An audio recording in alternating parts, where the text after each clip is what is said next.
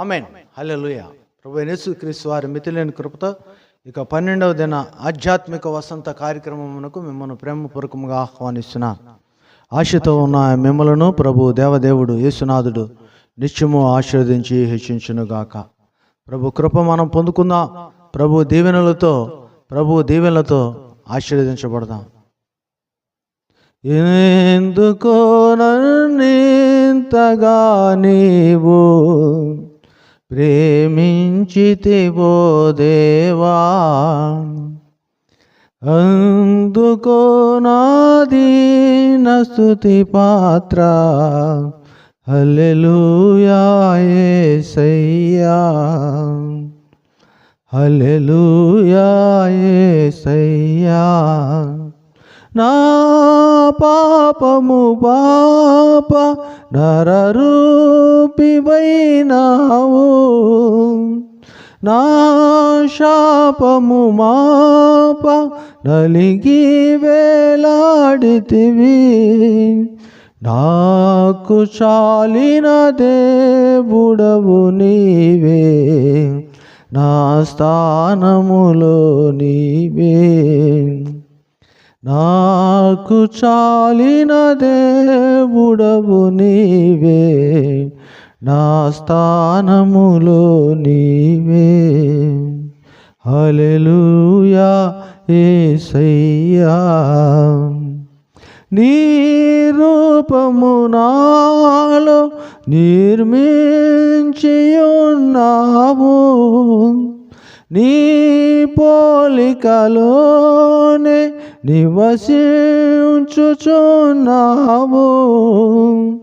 నీవు నన్ను ఎన్నుకుంటివి, నీ కొరకై నీ కృపలో. నీవు నన్ను ఎన్నుకుంటివి,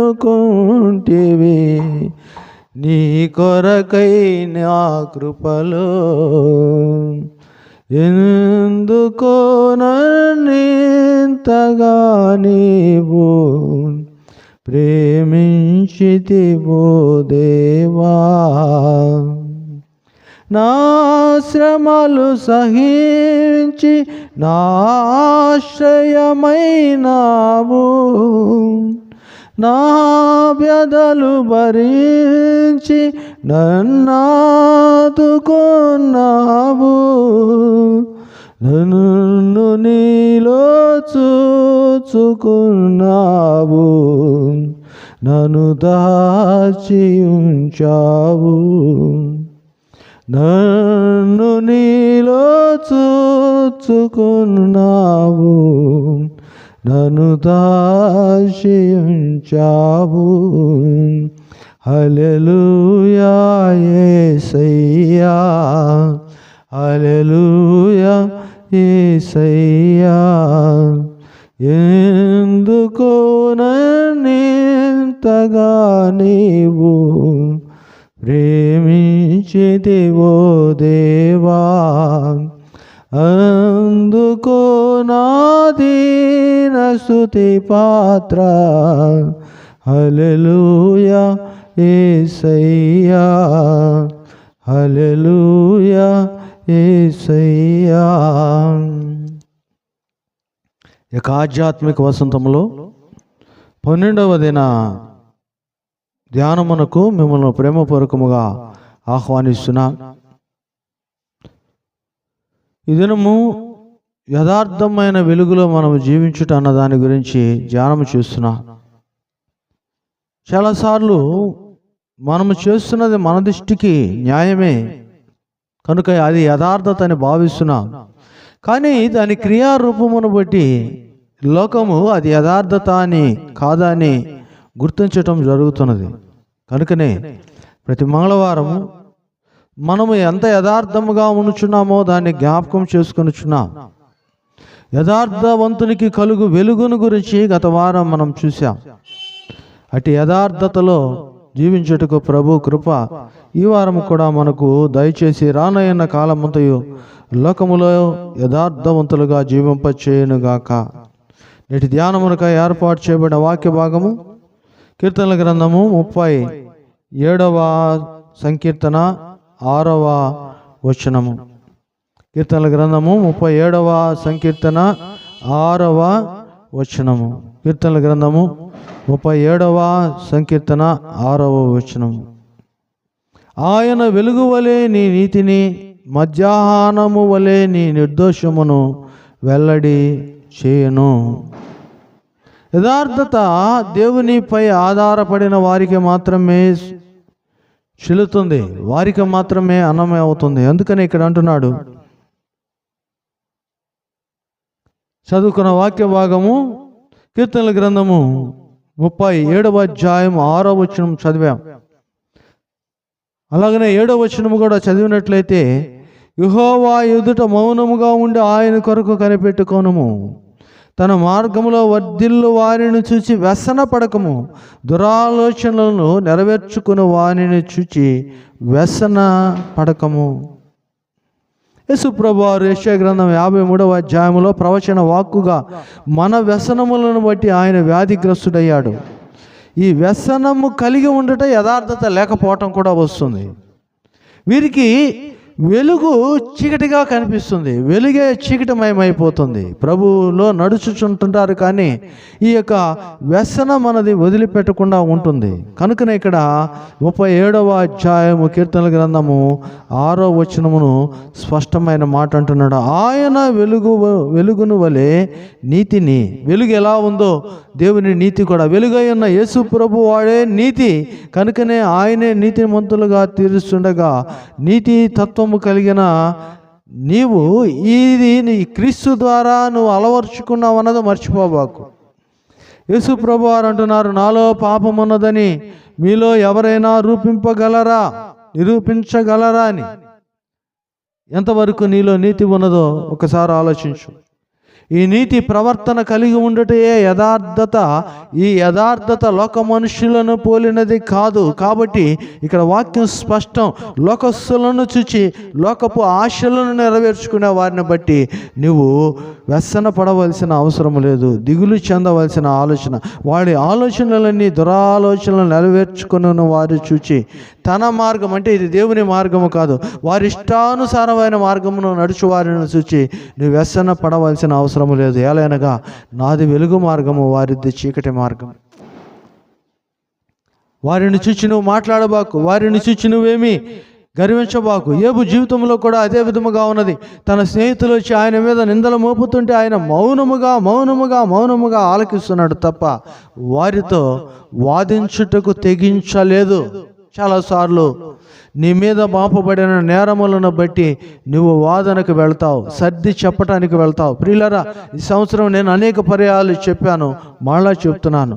నువ్వు ఒకవేళ పాపము చేసి ఉంటే, నువ్వు ఒకవేళ ద్రోహము చేసి ఉంటే, నువ్వు ఒకవేళ నేరము చేసి ఉంటే ఒప్పుకొనుట ద్వారా అది క్షమించబడుతున్నది, శిక్ష తొలగించబడుతుంది. ఇది జస్ట్ నీ లైఫ్లో 5 to 20% మాత్రమే ఉంటుంది.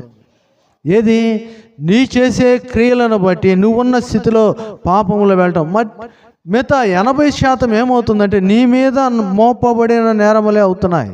అందుకనే దావీదు భక్తుడు కూడా అంటాడు, నా మీద మోపబడిన నేరములు, నా మీద వేయబడిన అబండములు, నీ మీద చూపుచున్న ఆ యొక్క క్రోధము, నీ మీద కట్టిన కక్ష, ఎన్ని నీ మీద వారు మోపినవే. ఇక వారే సరిచేయాలి కానీ నువ్వు కాదు. దీనిని బట్టి నీ విశ్వాసాన్ని పోగొట్టుకోకూడదు, దీన్ని తీసివేసుకోవాలని నీ ప్రయత్నము నువ్వు చేయకూడదు. చాలాసార్లు నీ మీద మోపబడిన, నీ మీద నెట్టబడిన నేరములను అపవాదులను తొలగించుకున్నట్టుగా నువ్వేదో ప్రయాసపడుతుంటావు. ఇది దేవుని పని మానేసేలా చేస్తుంటావు. దానివల్ల దేవుని పని చెడిపోతుంది. దేవునిలో నీవించి ఆనందించాల్సిన నీవు ఆ దౌర్భాగ్యపు స్థితికి, అనగా పాప సంబంధమైన శారీరక ఇబ్బందికి లోనైపోతున్నా.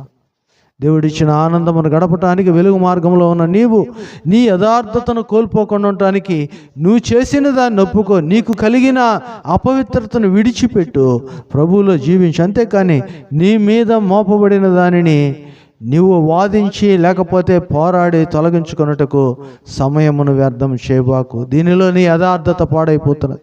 నీకు ఆవేశం వస్తుంది, నీవు కోపపడవలసి వస్తుంది, వాదించవలసి వస్తుంది, మూర్ఖంగా ప్రవర్తించవలసి వస్తుంది.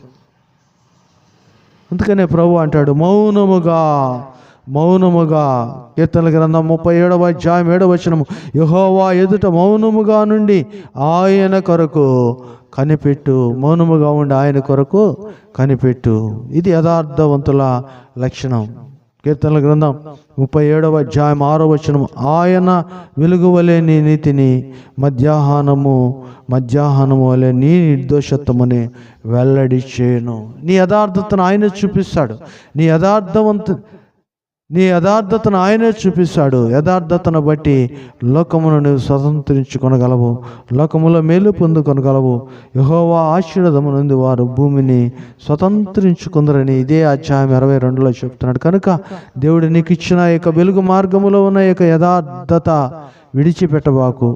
నీకు కలిగిన యథార్థతే ప్రభు ఇచ్చిన వెలుగై ఉన్నది. చూడండి, యెషయా గ్రంథం 50వ అధ్యాయము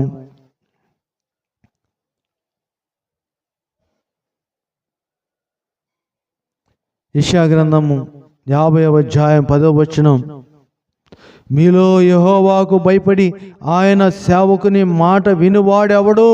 క్వశ్చన్ మార్క్ వేస్తున్నాడు. వాక్యమును, నిజమైన వాక్యమును గైకొనేవాడు, దాన్ని ఆచరించేవాళ్ళు లేరు. అందుకని ఇక్కడ అంటున్నాడు, మీలో ఈ అధ్యాయం మొత్తం చదవండి, నిజమైన దేవుని బిడ్డని గైకొనేవాడు లేడు. ఆ వాక్కును అందించు దైవజనుని వెంబడించేవాడు లేడు. వక్ర మార్గములో సొంత ఆలోచనలు, స్వబుద్ధిని ఆధారము చేసుకునేది, దీన్ని బట్టి యథార్థత పాడవుతున్నది. కనుక ఇక్కడ అంటున్నాడు, మీలో యెహోవాకు భయపడి ఆయన సేవకుని మాట వినివాడెవడు?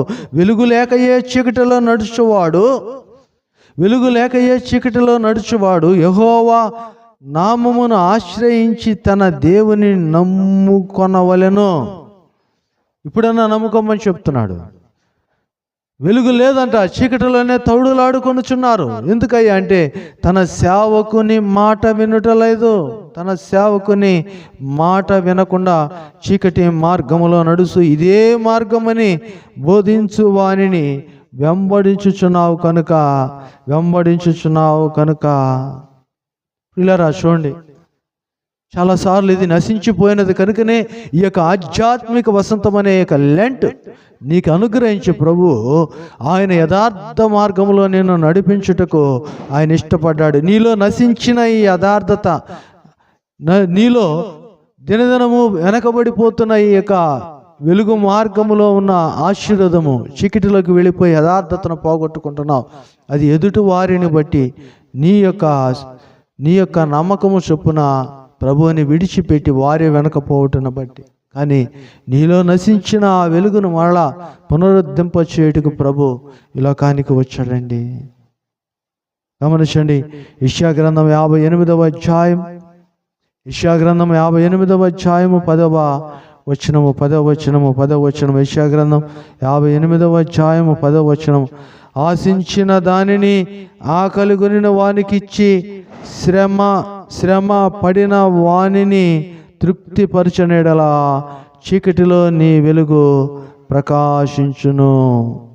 అంధకారము నీకు మధ్యాహ్నము వలె నడుచును. వెలుగు వచ్చేసింది ఎప్పుడు? నీవు ఉపవాసముండి మానుకొని దానిని నువ్వు ఆకలి వనిన వానికి, శ్రమ పడిన వానికి తృప్తిపరచిన ఎడల పైన మనం చదువుకుంటాం.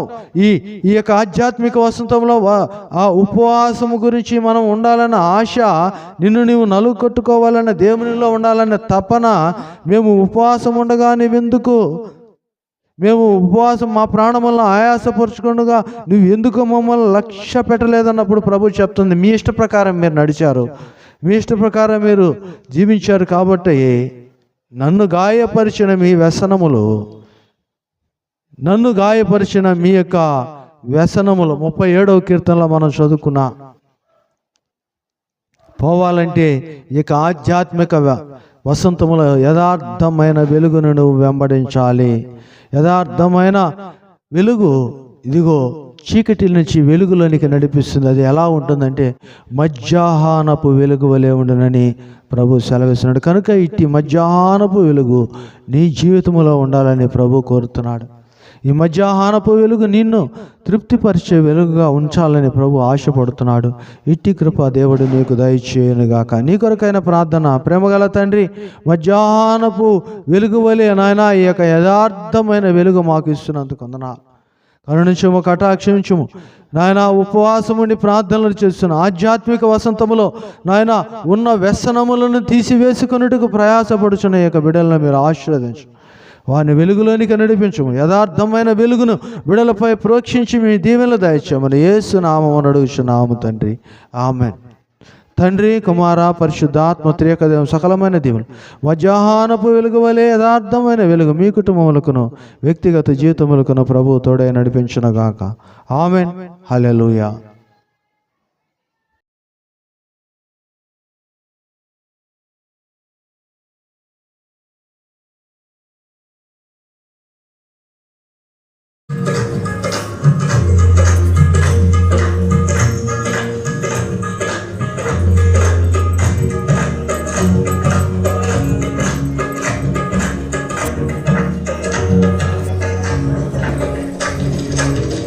ప్రియ యేసు రాజును నే చూచిన చాలు, మహిమలోనే నాయనతో ఉంటే చాలు.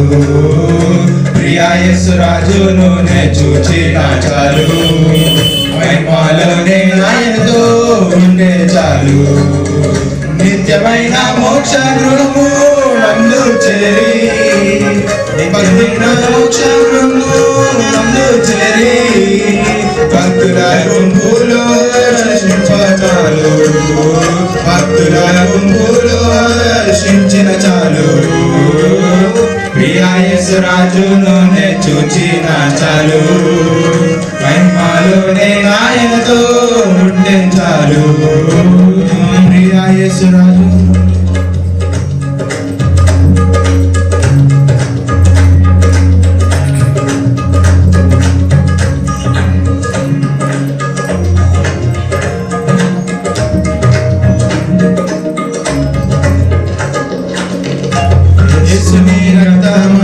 కడగబడి, వాక్యం చే నిత్యం భద్రపరచబడి, యేసుని రక్తమందు కడగబడి, వాక్యం చే నిత్యం భద్రపరచబడి, నిష్కలంక పరిశుద్ధులతో నేను, నిష్కలంక పరిశుద్ధులతో నేను, బంగారు వీధులలో తిరిగేదను, బంగారు వీధులలో తిరిగేదను. ప్రియ యేసు రాజును నే చూచిన చాలు, మహిమలోనే ఆయనతో ఉంటే చాలు. ప్రియ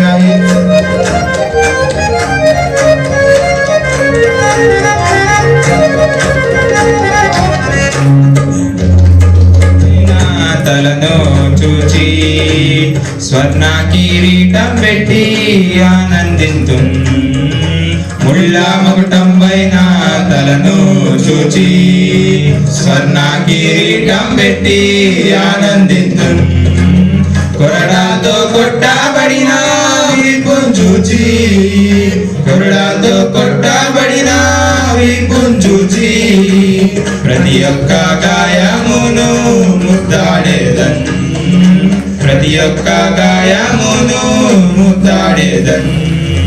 ప్రియ యేసు రాజును నే చూచిన చాలు, మహిమలోనే ఆయనతో ఉంటే చాలు. ప్రియ యేసు రాజును నే చూచిన చాలు, మహిమలోనే ఆయనతో ఉంటే చాలు.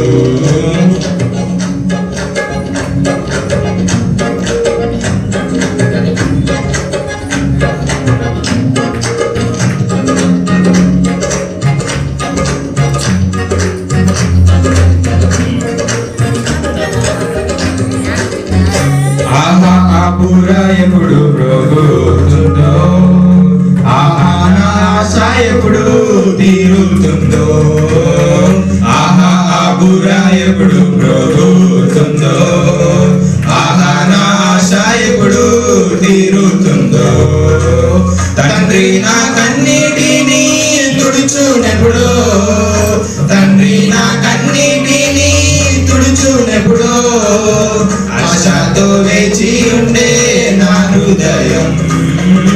ఆశతో వేచి ఉండే నా హృదయం ప్రియా యేసు రాజును నే చూచిన చాలు మహిమలోనే ఆయనతో ఉంటే చాలు ప్రియా యేసు రాజును నే చూచిన చాలు